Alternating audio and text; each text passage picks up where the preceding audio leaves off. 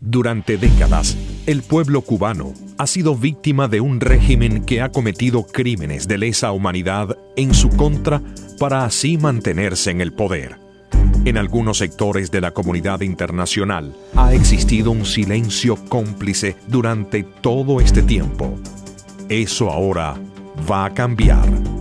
La Comisión Justicia Cuba ha sido fundada por prominentes y valientes activistas de derechos humanos de 10 diferentes países de alrededor del mundo para poder investigar esos crímenes, denunciarlos y eventualmente presentarlos ante un tribunal internacional debidamente constituido.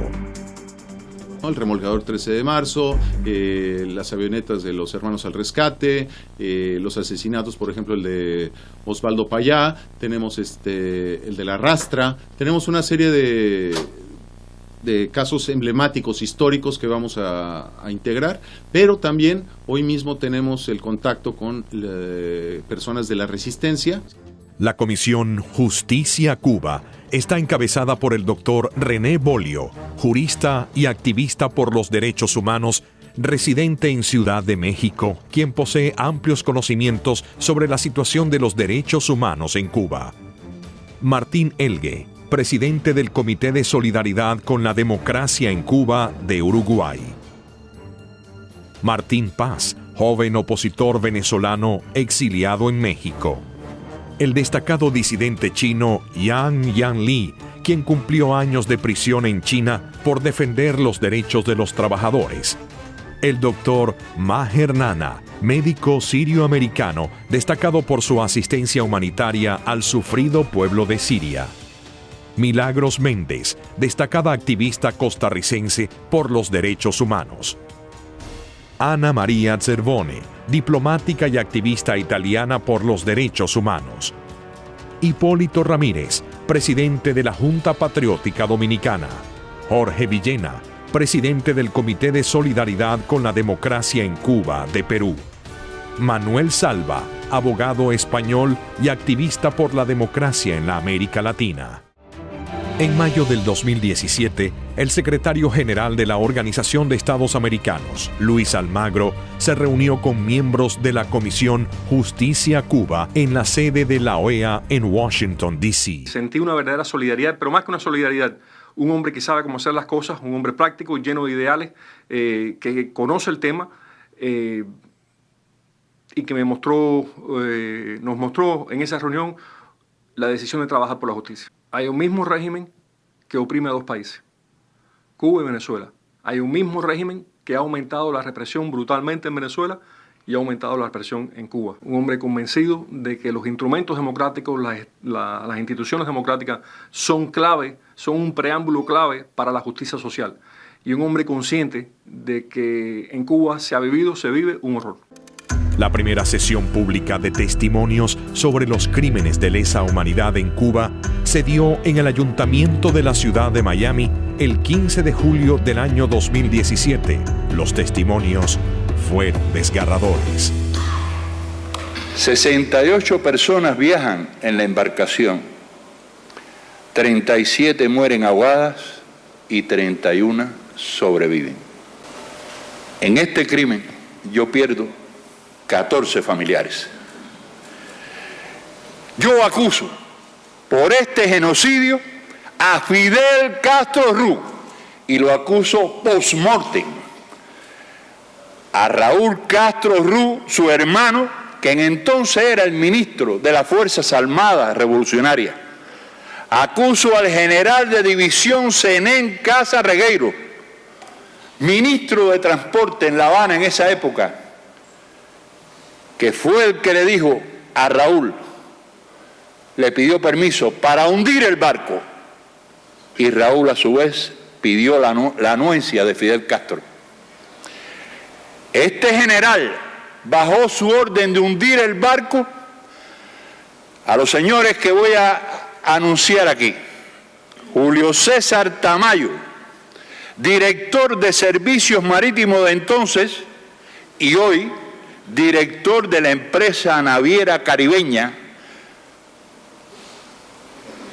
a Ramón Durán Suárez, con responsabilidad en servicio marítimo y asiento en el muelle Margarito Iglesias. A este señor se le debe la responsabilidad de montar en esos polargos a tripulaciones militares con atuendos civiles, porque esto ha sido un calvario a lo largo de 23 años. Nunca nos entregaron los cadáveres de los muertos, nunca los recibimos. Para mí, yo pienso que, y voy a encontrarle digamos, el filo bonito de esta cosa, para mí mi hijo no ha muerto. Mi hijo yo no lo vi con el rostro constreñido en un féretro. Para mí mi hijo vive porque yo conservo en mi memoria el abrazo que nos dimos y la sonrisa cuando los despedí en mi casa. Pero esa oportunidad que han tenido algunos de poder hacerle los funerales a sus muertos, esa no la tuvimos nosotros, y eso es una forma de deshumanización del régimen, porque realmente no nos dieron nunca los cadáveres. A estas alturas no sabemos qué quedará de ellos. Pensamos quizás que ellos lo sacaron, que a lo mejor están en una fosa común, en un cementerio, no sé. Para nosotros el cementerio es ese mar que está ahí con 37 cruces de coral.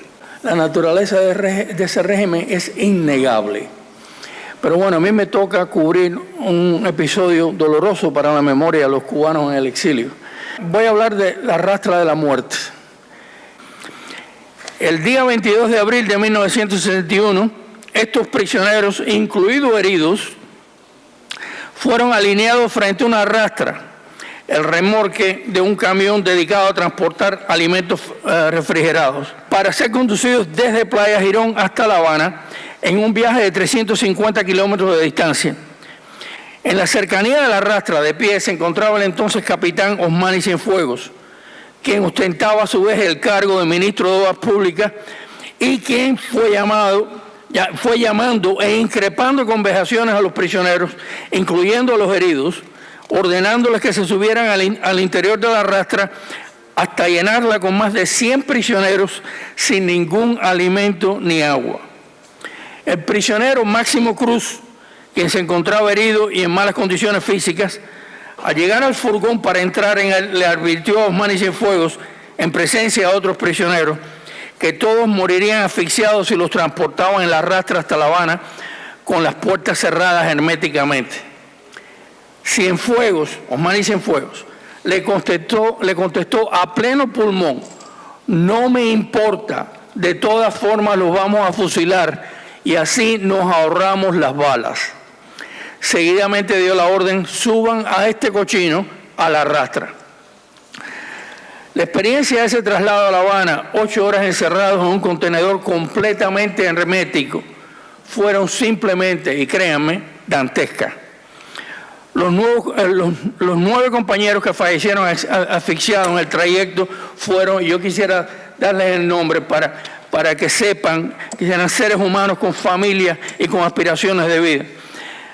El primero, Alfredo José Cervantes Lago, José Daniel Vilarello Tavares, José Santos Millán Velasco, Hermilio Benjamín Quintana Pereda, José Ignacio Maciá del Monte, cuyo hijo está aquí, Santos Ramón Álvarez, Pedro Rojas Mir, René Silva Sublete y Moisés Santana González.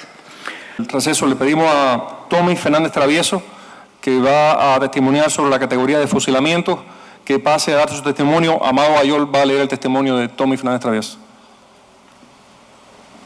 Buenas tardes y muchas gracias a ustedes.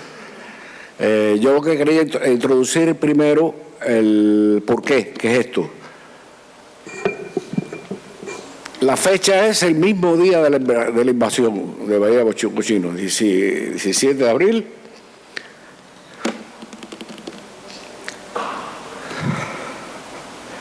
Lo que quería es narrar lo que pasó aquí esa noche en Capilla.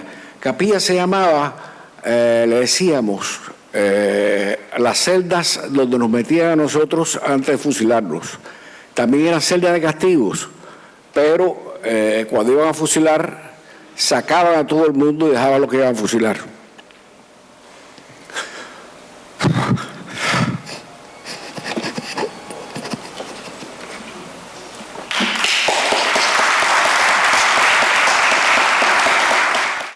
Ya estábamos todos.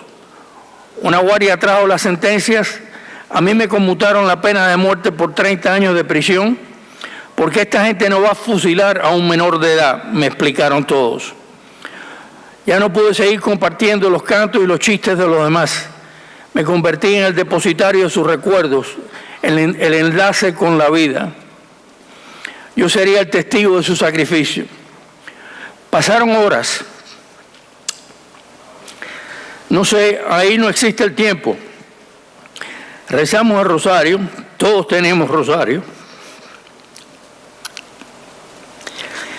Por fin, las 3 cerraduras crujieron y pasos de botas resonaron en la capilla. El sargento Moreno llamó el primer nombre. Carlos Rodríguez Cabo. Presente, gritó con voz firme. 2 guardias con fusiles lo escoltaron hasta la puerta de nuestra celda. Nos abrazamos a través de los barrotes. Me encomendó a su hija. Le dejaba su sortija y dijo: ánimo, que tenga suerte. Al rato, el sonido de los fusiles FAL llenó la capilla, seguido de un tiro de pistola.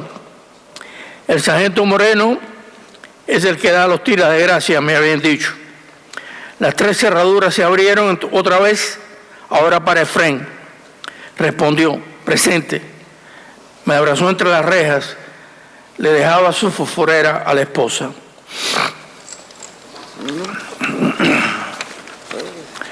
Los FAL sonaron cerca, seguidos de un tiro de gracia. El tercero fue Virgilio. En el último abrazo me dijo: Tommy, voy a gritar un viva Cristo Rey, viva Cuba Libre, viva el directorio, que le va a traquetear los cojones, perdone la palabra. Alberto Tapita se abrazó a mí. Ojalá que yo vaya después. Abrazados, escuchamos a Virgilio cumpliendo su promesa.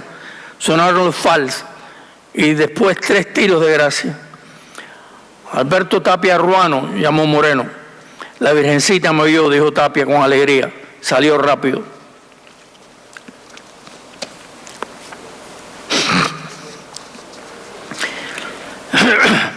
Quedamos Carlos Calvo y yo en la celda. ¿Crees que Tapita contó los tiros de gracia de Virgilio? Fueron 3. De todas maneras, él lo va a ver en el suelo. No hay tiempo de quitar los cuerpos entre uno y otro. El cuarto fue Filiberto, quien, reconociendo su broma, me confesó: ya ni los marcianos pueden salvarme del trueno, paredón. Salió cantando el himno nacional, le dieron 2 tiros de gracia. Lázaro René Benítez, presente, me abrazó y salió. José Calderín, presente, el penúltimo abrazo y salió. Carlito Calvo fue el último. Ya yo conocía toda su vida. Antes de que abrieran las rejas me pidió: cuenta mis tiros de gracia y me lo dices ahí arriba. Fueron 8 en la cabaña hace 50 años.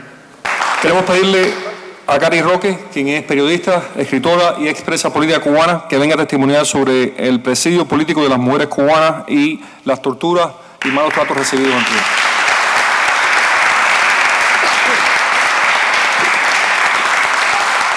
Muchísimas gracias a todos ustedes, muchísimas gracias por crear este foro para escuchar las denuncias contra los crímenes de lesa humanidad, que como ustedes ya han visto y han oído, no se trata de un Estado totalitario, se trata de un régimen que impone el terrorismo estatal contra todos y cada uno de sus ciudadanos, que no será así contra sus oponentes. Mi nombre es Caridad Roque, Cari Roque, Caí presa a los 19 años porque como joven, estudiante, intelectual, profesional, vi el curso que rompía ese régimen en el año 59 y me sumé a la resistencia con los movimientos MRR y 30 de noviembre. Eso provocó que el 17 de abril de 1961 fuera arrestada y el 22 de septiembre del mismo año fuera condenada en la causa 238 a 20 años de prisión. En mi juicio hubieron 5 paredones, 5 hombres con familias, 5 hombres con una vida por delante que luchaban por regresar a Cuba a un estado de derecho y libertad. A mí se me ha pedido un testimonio de la prisión y voy a hablar del experimento más cruel, inhumano, infrahumano, detestable que ha podido instaurarse, digo yo, no en Cuba.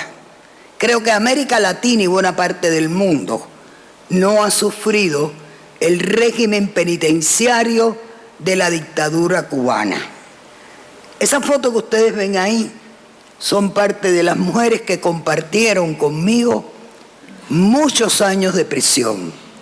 Fue la prisión más larga, tenebrosa, cruel y estable, porque duró desde 1959 hasta la actualidad. Esas mujeres que ustedes ven ahí y mi persona fuimos víctimas del traslado más brutal, salvaje y represivo que se produjo en la cárcel de Guanajay en el mes de julio de 1962, producto de una fuga que se había realizado en el penal de Guanajay, y el acto de violencia llegó 2 días después. Fuimos trasladadas 65 mujeres, de las cuales Olga Rodríguez Fariña, María Magdalena Álvarez, Riselda Martínez, Reina Peñate, Milagros Bermúdez, formaron parte del grupo de las 65 que fuimos a golpes, a patadas, sin ningún tipo de consideración, porque a nosotros no nos cuidaban hombres que respetaban mujeres. A nosotros nos cuidaban personas que habían sido entrenadas para destruirnos. Y reitero, el régimen penitenciario de la dictadura castrista fue la elaboración creada por Ramiro Valdés, ministro del Interior, al cual acuso con Raúl Castro, al estilo Stasi. Doblegar a la mujer a base de falta de asistencia médica, a base de falta de las necesidades más elementales que tenemos como mujeres, falta de alimentación, torturas físicas, maltratos, castigos, confinamientos en tapiadas, en Bartolinas donde no podía abrir las manos. Así estuve en una durante 6 meses. Y tortura psicológica con nuestros propios familiares. El traslado a Baracoa fue violento, como todo lo que ellos acostumbran a hacer. Fuimos sacadas a las 65 de las que ellos consideraban que podíamos ser quizás las más revoltosas o las que habíamos tenido algo que ver en aquella fuga que se había producido días antes del pabellón D. Nos montaron en unos camiones jaula, totalmente blindados. Fuimos trasladadas, todo esto a golpe, a el aeropuerto de Colombia. Allí nos metieron en unos hangares, volvimos a ser golpeadas por milicianos, hombres y mujeres perfectamente entrenados como Milicia Lidia 12, en honor a una revolucionaria del régimen de La Habana. Y eran karatetas, daban golpes bajos, sabían luchar, y nosotros éramos jóvenes, personas ya mayores, pero que nunca en la vida ni habíamos recibido el golpe de un padre. De ahí nos montaron en un avión a punta de bayoneta. En un avión que no sabíamos para dónde íbamos, 65 mujeres maltratadas, heridas y golpeadas. Aterrizamos en la base de Guantánamo. En la base de Guantánamo, pues nos montaron en otros camiones totalmente blindados. Hago un paréntesis para decir que dentro de las trasladadas estaba la presa política más pequeña, María Amalia Simón Fernández del Cueto, hija de María Amalia Fernández del Cueto, con 3 meses de nacida, que sufrió con su madre los rigores de esta violencia. Una vez que nos montaron en aquellos camiones, nos llevaron por la Loma de la Farola, los que son de allá saben cuál es, y nos iban pinchando con bayonetas, nos paraban por el camino. Y llegamos a la cárcel de Baracoa, que queda pegado a los Dienteperro de la Punta de Maicí, una cárcel vivac para presos comunes. Allí estuvimos 6 meses. 6 meses donde ni un día dejaron de agredirnos, y por dejar ya de agredirnos, aparte de a bayoneta, aparte de a golpes, nos agredieron hasta a botellazos. Nos quitaron el agua, nos quitaron la luz, nos mantuvieron en un régimen alimentario que era una sopa, agua con un plátano hervido y sin que los familiares supieran dónde estábamos. Gracias a la solidaridad del párroco de la iglesia y del señor que trabajaba en el telégrafo, pudo la familia conocer que estábamos allí. Porque indudablemente aquello fue un escándalo muy grande. Se supo de inmediato que habían sacado 65 mujeres, y estoy narrando un hecho aislado, donde no estuvo involucrada mi persona. Fuimos 65 mujeres, sacadas de nuestra prisión y confinadas en la cárcel de Baracoa. Y durante 6 meses no dejaron de agredirnos. Yo estuve enyesada desde aquí hasta los muslos, de la patada que me dieron, que me hicieron daño en mi columna. Y la solución fue enyesarme. Gracias a Dios habían 2 doctoras con nosotros, la doctora Isabel Rodríguez y Caridad de la Vega, y me quitaron el yeso, porque el yeso lo que me iba era pudrir en vida, en un lugar inhóspito, sin higiene, sin ningún tipo de asistencia médica. Pasados los 6 meses, empezamos a protestar, nos dieron una visita. Esa visita fue de 5 segundos y nuestros padres pudieron vernos. Por medio de reclamos y por medio de la misma violencia que ellos empleaban con nosotros. Porque bien lo dijo Manolo Martínez, que fue el primer director de cárceles y prisiones. Cuando estas mujeres salgan de aquí, van a salir caminando en 4 patas. Porque toda la intención era animalizarnos.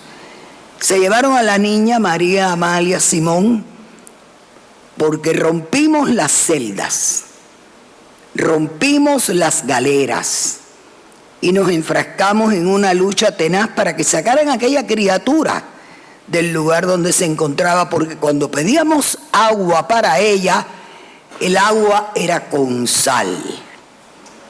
Así era la crueldad. Así fue. Así llegó la famosa crisis de octubre del año 1962, donde en la azotea del patio donde estábamos encerradas como animales, plantaron calibre 50 y nos dijeron: ustedes no van a ver la libertad, ni van a ver a un marín, ni van a salir vivas de aquí. Y nosotros sabíamos que era cierto. Sabíamos que era cierto porque habían habido agresiones muy fuertes contra todas nosotras.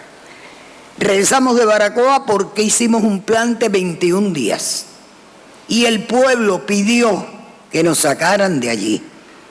Jamás voy a olvidar la solidaridad del pueblo de Baracoa. Fue un pueblo muy solidario con todos nosotros. Camino de regreso, a 14 nos metieron en una especie de camioneta totalmente cerrada y la sacaron del camino.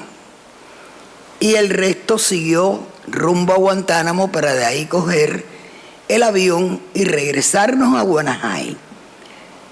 ¿Qué había en la mente de ellos? Yo creo que pasó algo por la mente de ellos muy cruel, pero no tuvieron el coraje de hacerlo. Quizás querían repetir la pequeña rastra de la muerte con el grupo que ellos consideraban que eran las más revoltosas. Llegamos a Guanajay y a golpes nos metieron en el pabellón debajo, el pabellón de castigo. En los altos estaban ya engaleradas el resto de las compañeras que se habían rebelado. A golpes nos metieron en celdas de 3x4, pequeñas, como eran las celdas de Guanajay, y ahí estuvimos engaleradas mañana, tarde y noche, golpeadas, sin asistencia médica, sin ningún tipo de recursos. Pasaron los meses y la presión de la familia lograron que nos dieran la primera visita. Vimos construir las famosas tapiadas y también fuimos para las tapiadas. ¿Qué es una tapiada? Le voy a explicar lo que es. Hágase la idea de que usted está dentro de una bóveda de banco, estrecha, pequeña, donde por puerta tiene una plancha de metal que arriba tiene un huequito por donde le tiran la comida. Como baño, un hueco con 2 zapatos de cemento sin ningún tipo de higiene. Voy a hablar muy claro y aquí nadie que se sonroje. Las mujeres tenemos necesidades especiales que no las tienen los hombres. Y cuando teníamos esas necesidades especiales, no nos daban con qué cubrirnos. Y nos decían que rompiéramos la colchoneta y nos pusiéramos la guata. Así que cuando teníamos nuestra menstruación, muchas veces no teníamos con qué cubrirnos. Era parte de ese sistema para doblegarte, para humillarte. Pero todos los días nosotros nos levantábamos con la certeza de que teníamos la razón, porque ellos no podían doblegarnos con nada de lo que hicieran. Y eran tan crueles, y fueron tan inhumanos, y fueron tan perversos, que si en algún momento hubiera pasado por nuestra mente la idea de quizás perdonar o retomar otro camino, ellos mismos nos estaban indicando que no se podía hacer. Así fueron 16 años de prisión. 16 años de prisión donde en una oportunidad mi madre y mi padre estuvieron sin verme casi 3 años, de castigo en castigo, de tapiada en tapiada, de castigo en castigo. Y eso provocó un daño colateral en mi madre. Y mi madre empezó a tener problemas emocionales. Y empezaron los intentos de suicidio de mi madre. Y ahí yo tomé la decisión de que vinieran para Estados Unidos con mi otra hermana. Era mi prisión y yo no quería que mis padres siguieran sufriendo. El remedio fue peor que la enfermedad. Mi madre enloqueció. Mi madre murió loca en el South Florida Hospital de Pembroke Pines. Y yo culpo al Estado castrista de la muerte de mi madre y del confinamiento de más de 5.000 mujeres en las condiciones más infrahumanas, crueles e inmisericordias que haya visto jamás nuestra América Latina.